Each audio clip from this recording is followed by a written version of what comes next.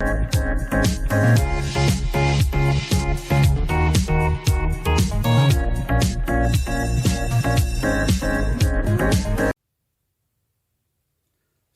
मित्रों।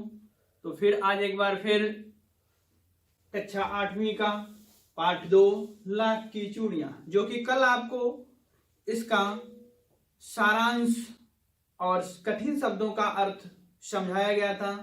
तो आज मैं प्रश्न अभ्यास लेकर के लाख की चूड़ियां जो एक कहानी है उसके प्रश्न अभ्यास जो है उसको लेकर के आया हूं। कहानी से जो प्रश्न है, पहला प्रश्न है, बचपन में लेखक अपने मामा के गांव चाव से क्यों जाता था और बदलू को बदलू मामा न कह करके वह बदलू काका क्यों कहता था। यानी लेखक जो था वह अपने बचपन में बहुत ही रुचि के साथ अपने मामा के गांव क्यों जाता था और वह जो है अपने मामा के यहाँ बदलू को जो है, बदलू काका को जो है मामा न कह करके जो है काका क्यों कहता था। तो इसका उत्तर है, बचपन में लेखक अपने मामा के गांव चाव से जाता था क्योंकि वहां बदलू नाम का एक मनिहार रहता था जो कि चूड़ियां बनाता था, लाख की चूड़ियां बनाता था। उसे वह सुंदर सुंदर लाख की गोलियां बना कर देता था। जब लेखक जो है अपने मामा के गांव जाता था तो बदलू के घर जाता था तो वहां पर जो मनिहार था वह जो है लेखक को कांच की छोटी छोटी गोलियां बनाकर देता था। इसीलिए जो वह बड़े ही चाव के साथ अपने मामा के गांव जो है जाता था। गांव के सभी बच्चे उसे बदलू काका कहते थे, इसीलिए जो है लेखक भी जो है बदलू मामा न कह करके जो है बदलू काका कहता था, क्योंकि सभी बच्चों का जो है लेखक सुनता था कि सभी बच्चे बदलू काका कहते थे। इसीलिए जो है लेखक भी जो है बदलू काका ही कहता था, बदलू मामा नहीं कहता था। अगला प्रश्न है, वस्तु विनिमय क्या है, विनिमय की प्रचलित पद्धति क्या है। यानी वस्तु विनिमय किसे कहते हैं और वस्तु विनिमय की जो है प्रचलित पद्धति क्या है। तो वस्तु विनिमय का तात्पर्य मतलब होता है वस्तु के बदले वस्तु खरीदने की प्रणाली को ही, जो वस्तु के बदले वस्तु खरीदने की प्रणाली होती है, विधि होती है, उसे ही हम जो है क्या कहते हैं, वस्तु विनिमय कहते हैं। यानी हम जैसे यह पेन किसी को बेच रहे हैं या मार्कर किसी को हम बेच रहे हैं, इसके बदले में पैसा न लेकर के उसकी कीमत का कोई वस्तु ले लेना, वही वस्तु विनिमय कहलाता है। तो और इसकी प्रचलित पद्धति जो है वह क्या है, रुपया है। अगला प्रश्न है, मशीनी युग ने कितने हाथ काट दिए हैं। इस पंक्ति में लेखक ने किस व्यथा की ओर संकेत किया है। यानी प्रश्न जो है, मशीनी युग ने कितने लोगों को हाथ काट दिया। हाथ काट देना मतलब बेरोजगार बना देना। कितने लोगों को बेरोजगार बना दिया है। तो इस पंक्ति में लेखक जो है किस व्यथा की ओर, किस कष्ट, किस दुख की ओर संकेत कर रहा है। तो इस पंक्ति में लेखक ने जो है बेकारी और बेरोजगारी, हाथ काट लेना मतलब बेकारी और बेरोजगारी की व्यथा की ओर संकेत कर रहा है। अगला है प्रश्न 4, बदलू के मन में ऐसी कौन सी व्यथा थी जो लेखक से छिपी न रह सकी। यानी जो लेखक के मन में, बदलू के मन में ऐसी कौन सी व्यथा थी जो लेखक से छिपी न रह सकी। यानी वह लेखक जो उसको अपने अंदर छिपा न रह सका, यानी उसे बता दिया। बदलू एक कुशल कारीगर था। बदलू जो था, बदलू नाम का जो एक मनिहार था, वह एक कुशल कारीगर था। लेकिन मशीनी युग ने उसका रोजगार क्या किया, छीन लिया। उसका रोजगार छीन लिया। इसलिए बदलू ने अपने आप को लाचार, असहाय, बेरोजगार मानता था। जब उसकी बेरोजगार जो है मशीनी युग ने छीन लिया तो वो अपने आप को क्या मानता था, लाचार, असहाय और बेरोजगार मानता था। लेखक से बदलू की यही व्यथा जो है छिपी न रह सकी। ठीक, तो आप अगला प्रश्न है, चौथा के बाद अगला प्रश्न है 5वां। तो 5वां क्वेश्चन है कहानी से, मशीनी युग से बदलू के जीवन में क्या बदलाव आया। यानी मशीनी युग जब आ गया तो बदलू के जीवन में क्या परिवर्तन हुआ, क्या बदलाव हुआ, वही इस प्रश्न में बताना है। तो मशीनी युग से बदलू के रोजगार जो है छिन गए। जब मशीनी युग आ गया तो जो है बदलू का जो रोजगार था लाख की चूड़ियां बनाना, वह क्या हुआ, समाप्त हो गया, बंद हो गया। तो वह रोजगार उसका छिन गया, वह बेरोजगार हो गया, यानी उसके पास कोई रोजगार नहीं था। इस कारण उसे अपनी गाय बेचनी पड़ी, क्योंकि जब व्यक्ति के घर रोजगार नहीं होगा, पैसे की आमदनी नहीं होगी, खर्चा नहीं चलेगा, तो वह परेशान रहेगा ही।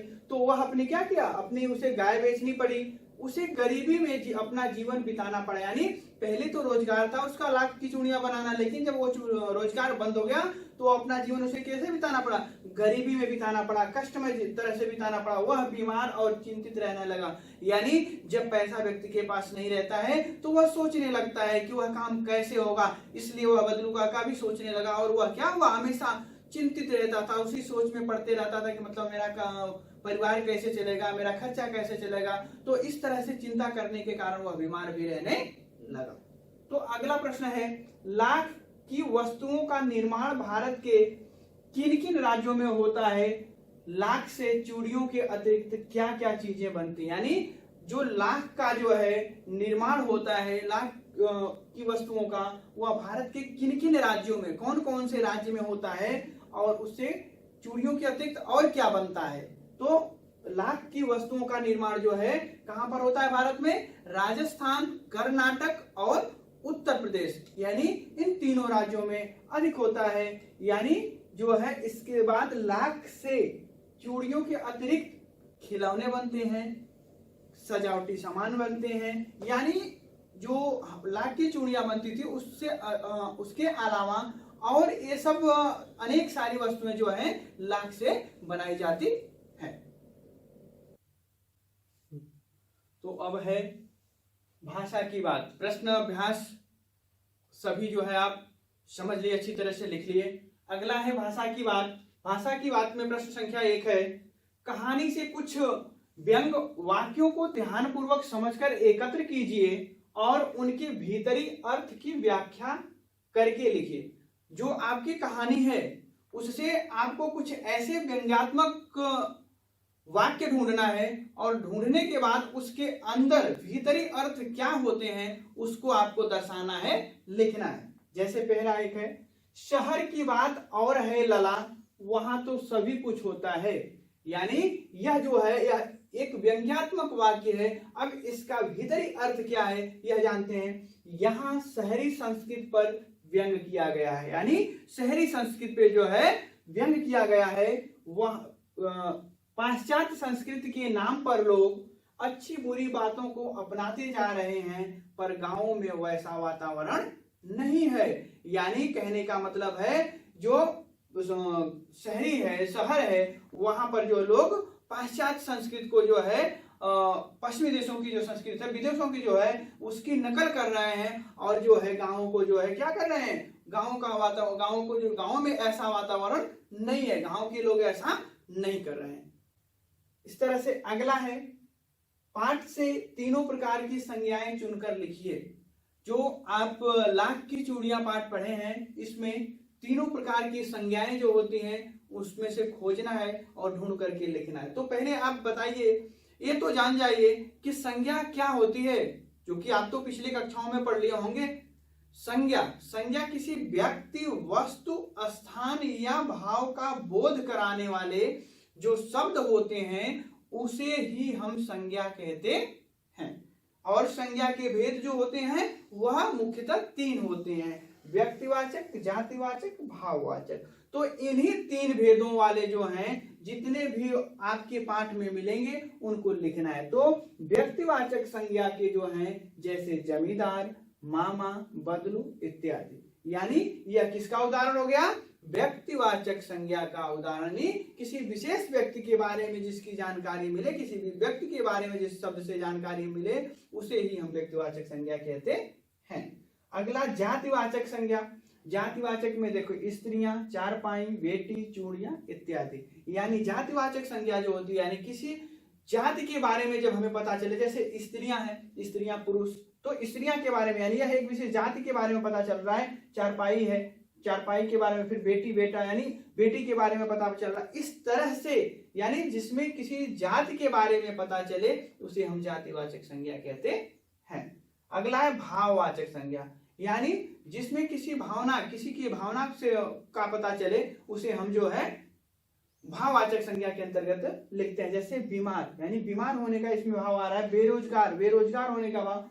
प्रसन्नता यानी खुशी जाहिर होने का भाव आ रहा है। शांति, पढ़ाई का भाव आ रहा है, ठीक ना। तो इस तरह से यह तीनों संज्ञाओं के जो है पाठ में से खोज करके जो है यह लिखा हुआ है, एक एक करके अलग अलग जो है। अगला प्रश्न है प्रश्न नंबर 3, गांव में बोले जाने वाले शब्दों को खोजिए जिनके रूप में परिवर्तन हुआ हो, अर्थ में नहीं। यानी गांव में, सामान्यतः गांव में जो लोग बोली या भाषा का प्रयोग करते हैं तो कुछ शब्द ऐसे होते हैं उनके हमें पाठ से वैसे ही खोजना है, यानी उनके रूप में परिवर्तन हुआ हो लेकिन अर्थ क्या होना चाहिए, दोनों का एक ही होना चाहिए। जैसे उदाहरण में वक्त का वक्त, वक्त जो है वक्त यानी वक्त यानी समय, वक्त का जो है ग्रामीण में वक्त यानी कह के उच्चारण करते हैं। वैसे ही आपको भी अपने पाठ से कुछ ऐसे ढूंढना है शब्द जो कि उनके अर्थ में परिवर्तन ना हो, केवल उनके जो है रूप में परिवर्तन हो। जैसे मैं लिखा हूं उम्र,